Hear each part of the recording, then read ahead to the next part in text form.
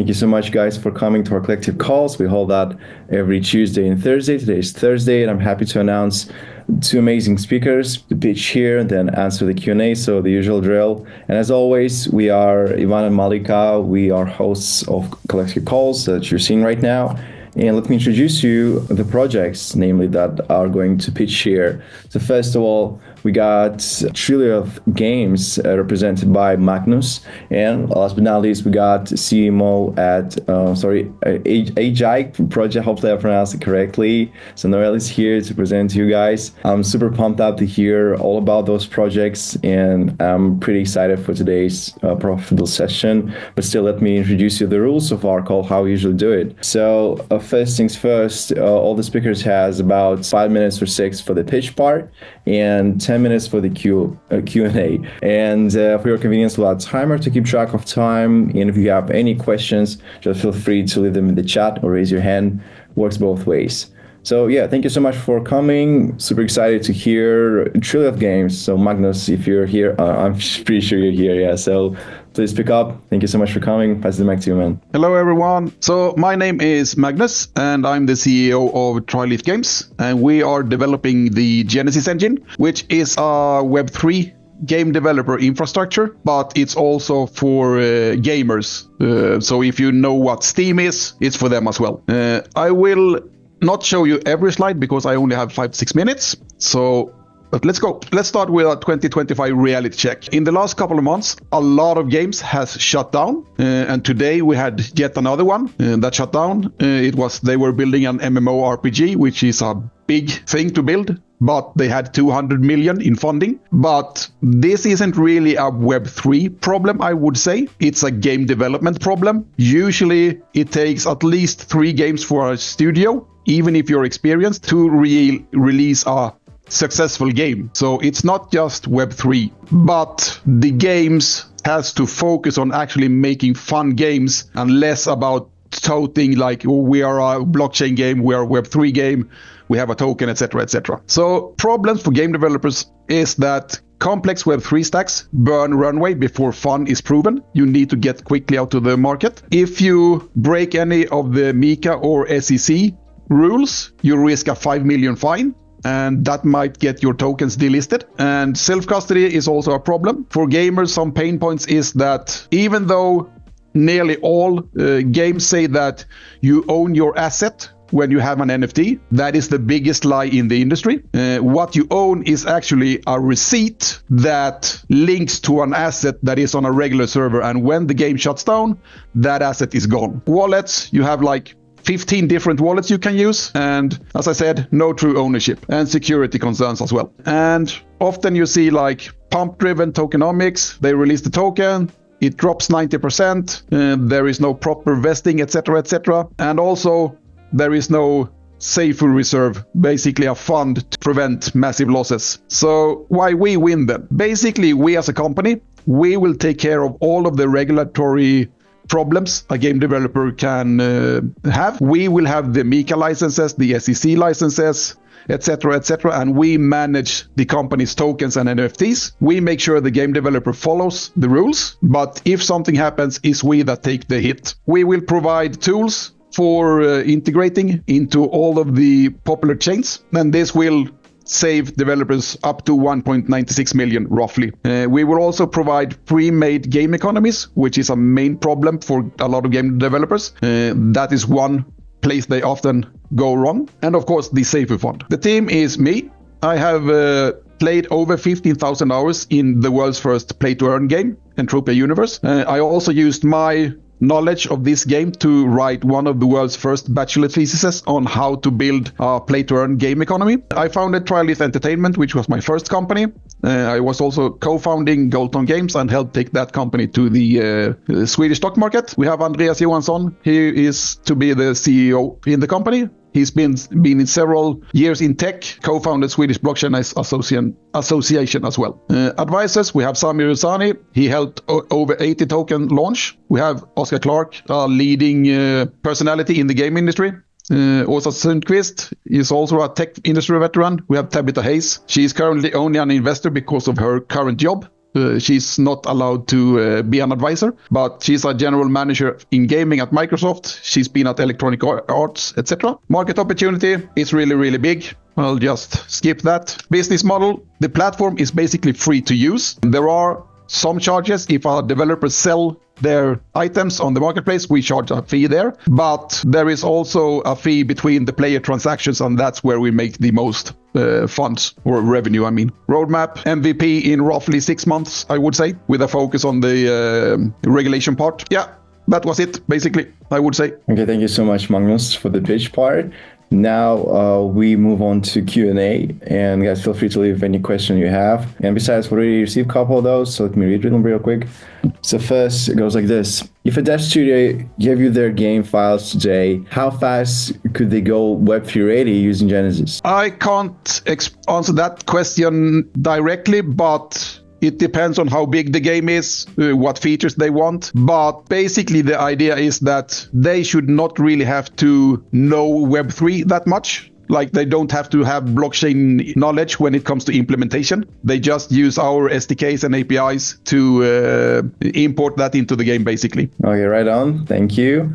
Next, you've got loot systems and economy templates backed in. And a small studio really built a AAA filling game without a full team. I would say probably not. You will still need a proper full team. And if you're planning to build a AAA game, you need both funding and a very experienced team. However, I should say that I expect most of the innovation that will come in the Web3 gaming space is going to come from smaller and indie studios. So small to mid-sized studios, and they won't be making AAA games. Okay, thank you. Guys, expecting more questions to hit the chat. Okay, well, we still have time. Magnus, I got one. What kind of games are applicable to your platform? So do you allow maybe like gambling applications on board, or is there like a, I don't know, like a threshold for certain games be passed? One of the problems is gambling. We won't allow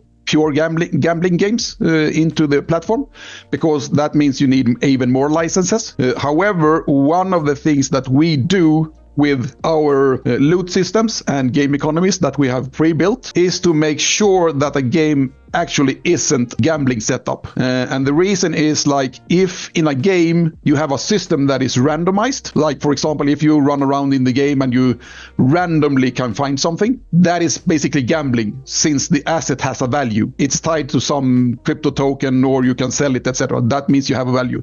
And then you actually created a gambling game. So what we do is we make sure that the loot system is actually skill-based, which is one of the ways you can get around this problem. I am also going to talk to a very experienced game economy person and hopefully get him to join as an advisor in the company in the next week. So he will be a big help there if he does decide to join. Yeah, that's pretty clear. And also, could you elaborate on your business plan? So how you're going to make money? Yeah. Basically, my idea is that the platform should be mainly free to use, and that is to like attract more game developers. If you want them to pay a fee up front, they could likely pick someone else potentially. But if the platform is free, they can try it out. If they like what they see, they will stay on the platform. And then we charge a fee on the if a developer sells like an NFT directly through their own marketplace on the website, there we charge a fee. But the main bulk of revenue will come from the fee that we charge between players. So for example, if I would sell you a sword in the game, we would charge, say, 5% up to we will of course cap it. So like if you're buying something for 10,000, the fee isn't going to be like 500. That we don't want. But like, say we cap it at $100. That fee will go to us in parts. We take 30% of that fee, 5% of that, those 30% goes to the Seifu fund, 60% goes to the game developer, and the rest of the 10% goes to those that are helping to secure the networks and staking, etc., etc. So basically, you're using Steam as a main reference, right?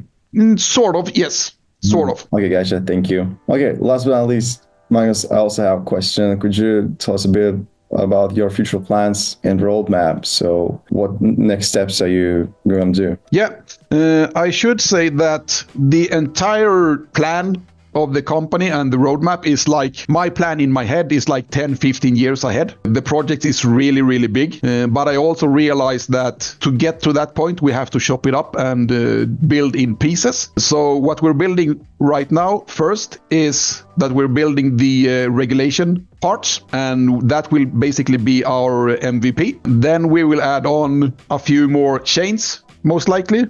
And then we will start to add like the loot systems. Those are gonna take quite some time to build because it's really, really important to get them right.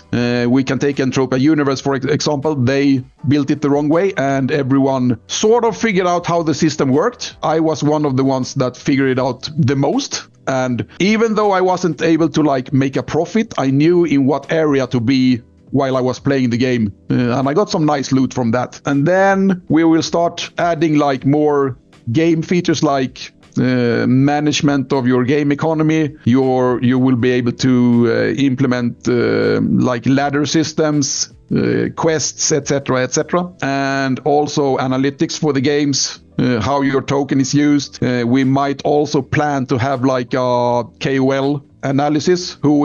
What KOL is playing your games? What games is a specific KOL interested in? Is he worth contacting? Etc., etc. So there are a lot of features we are planning to implement, but we will of course be building it in smaller steps, so to speak. Yeah, I see. That's really interesting. So thank you so much, Magnus, for your time. It's really It's an interesting project. Looking forward to hearing you again. Yeah, thank you. Okay, so let me introduce our next project. So we got two of them obviously today. So we got iGuide. So inside Genesis project. Hopefully I pronounced everything correctly. Noelle, please step in. Thank you so much for connecting. Passing the mic to you. Okay, so the project is, my name is Noelle. I'm the co-founder and CMO for the project Inside Genesis. Our project is about basically what we call is Own Your Destiny with AI personal insights. So basically we deliver AI-powered personal insights that empower individuals to improve their lives and enable businesses in health, finance, education, and human resources to make smarter data-driven decisions. Users basically control their information, they control their data. The big question we get all the time is, what are personal insights? So you can see the definition here. Personal insights are meaningful discoveries about yourself, your health, strengths, habits, motivations that help you make better choices and improve your life. I'm going to show you how we actually get that. So a little bit of a description about who we are as a platform. So we are a decentralized AI platform. We are not an AI agent. We use AI as a transformation tool to transform raw data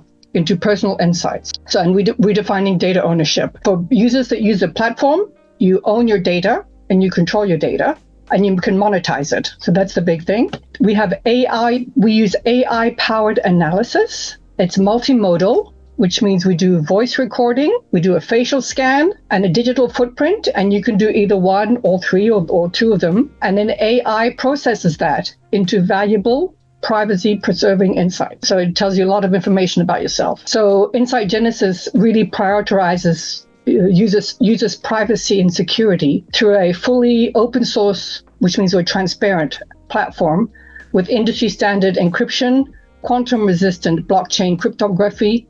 No personal data is stored, and advanced ZK proof and KMS technologies to ensure that the users' data information, which is not linked to the user in the end, is very secure and safe. In terms of what that means is that this information, these insights, are very valuable for health institutes, like for education, finance, human resources optimization.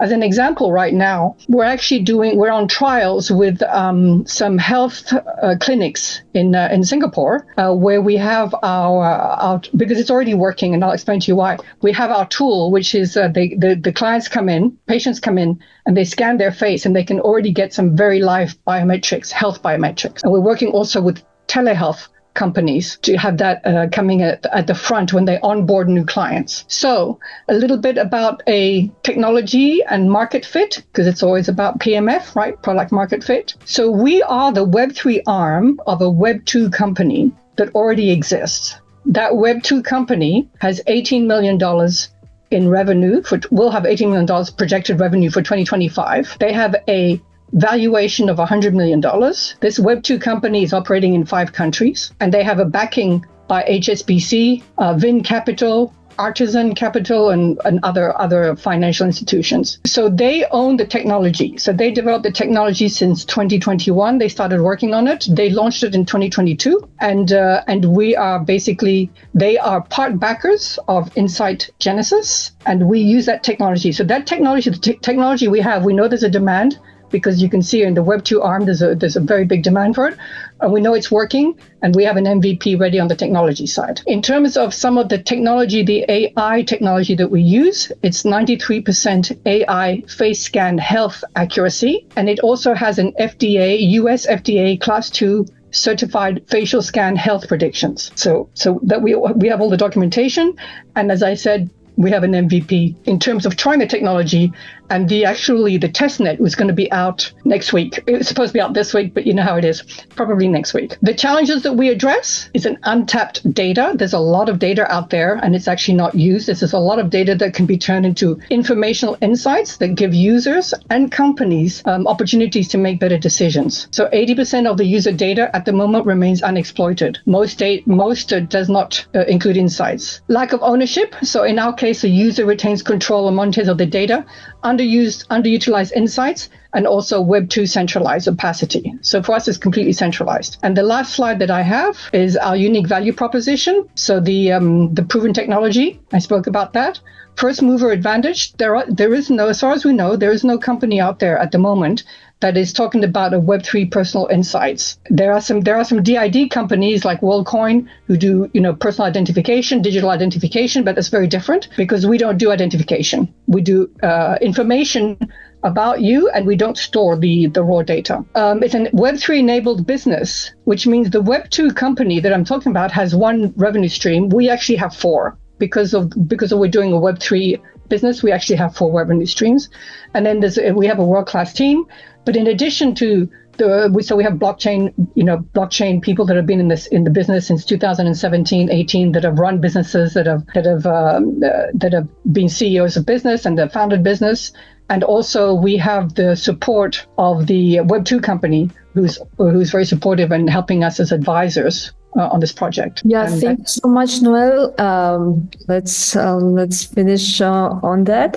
And we've already got some questions here in the chat. Another question is, you say users own 100% of their data, but what stops this from turning into another your data, but kinda our situation? What do you mean by our situation? I think she means that you then own the data. Right. Oh, so the data it's basically connected to your wallet, and we don't have access to your data. So it's actually a really good question. The data is connected to your wallet, and in order for your data to be used, you need to approve it. And if you approve it, then you will monetize it as well. So when we offer the data to enterprises, then we have to get permission from the people that own the data to be able to use it. So it's linked to that. And that actually brings me up to another link, which I haven't mentioned yet, is that we are onboarding Web2 and Web3 users at the moment. So this is a B2B and a B2C play, right? Because users can come and scan their faces, and then enterprises also want to push, like the telehealth companies, they want to push their patients to come in and do this so that they can get much faster onboarding, right? So we sell it to enterprises, but we also sell it to users. And in the B2C space, we're onboarding Web2 and Web3. So we really want to go all the way out. And so you can either connect your wallet or you use a magic link and you put your email address, and behind the scenes, the email address creates a wallet, but it's completely transparent for the Web2 user, right? So regardless, whether you're Web2 or Web3 user, your data, your insights are connected to your wallet address. And that's the only way to access it. Okay, thank you so much. What's the token utility? Maybe I missed this part. So all the transactions. So I spoke about three revenue streams. And if every time you scan yourself, you're paid EGAI, IGAI tokens, inside Genesis AI tokens, right? EGAI tokens. And if you refer people, you get more tokens. So we actually, at the beginning, we're going to do a whole referral program where we're going to have like a hyperloop in terms of referral, but also all transactions from enterprises to use the data or buy the data or have access to the data will be done through the tokens as well. And then there's utility for staking and the tokens and transferring the tokens. So, and also we sell API licenses as well. That's one of the other revenue streams for the technology, and that will also be done in tokens. So all the transactions with any of the insights on the platform will be done through the tokens, and we'll be very strict on that because that will really increase the utility of the token. Okay, thank you. Thank you so much. First of all, thank you so much for the pitch. It's really interesting. So I got one question. So what's the real reason to go Web3 right now? So weren't you convenient in Web2 sector? So why the move for Web3? So again, one of the easiest answers to that is to say that two things. The first thing is that the Web2 only has one revenue stream. We actually have four, right? So it actually increases the revenue stream. So that's a business decision of why it's a really good decision to go Web3. And the second reason is that in the Web2 space, everything that you do, if you scan your face, the data is owned by the Web2 company. So the user has to give permission for, just like you do when you join Facebook or when you join Instagram, you basically give permission for that company to do whatever they want with your data. And in the Web2 space, that's basically what you're doing. You're giving permission to that company to use your insights, how they see fit. And so there's no benefit to the users who are owning the insights. Now, just to go a little bit further, the Web2 company is used in like Vietnam, India, Bangladesh, Thailand, I think. So basically, the bank, HSBC, is a very big backer of the Web2 company. And a lot of HSBC and other banks are using this Web2 company. They're called Inside Genie, right? To help onboard the unbanked and the less banked by doing credit scoring. By using this technology, by doing credit scoring, how good are they going to be backed for repaying a loan? So to make a lot of business decisions, and the banks are already using that today. So the big difference is that 4 revenue streams instead of 1, and the user keeps ownership and can monetize their information, their data. I see. Thank you. That's really brilliant. And also, I'm really interested. Is there a competition in this field? So do you have any competitors at this point? So we've done a lot of research. I'm the marketing person, so I've done a lot of research on that. And whenever I try and research competition for what we're doing, the two main companies that come up are Worldcoin and Humanity. So Worldcoin, and they're both DIDs, right, digital identity Web3 projects. Right. But they scan your iris or scan your face palm, and then they link that to your data. To yourself, and so that proves that you're human, basically. So it's really a digital identity. But we actually we do very differently, because we don't keep any of the raw data. We only keep the insights. So we don't have access, and no one has access to the raw data once your face has been scanned to get health insights for you. You'd be amazed. But you can go try it, because that's actually available for free on our website right now. You'll be amazed at the results that you can get from just a health scan. You can get your blood pressure, you can get a whole bunch of information, health information. We keep the insights about that and not the raw data. Yeah, I see. So yeah, thank you so much, Noelle, for answering my questions. Really interesting. So we are fundraising, but I add that in there. I didn't talk about that. And we already have some commits, so it's very exciting. And who are these commits? Is that a secret?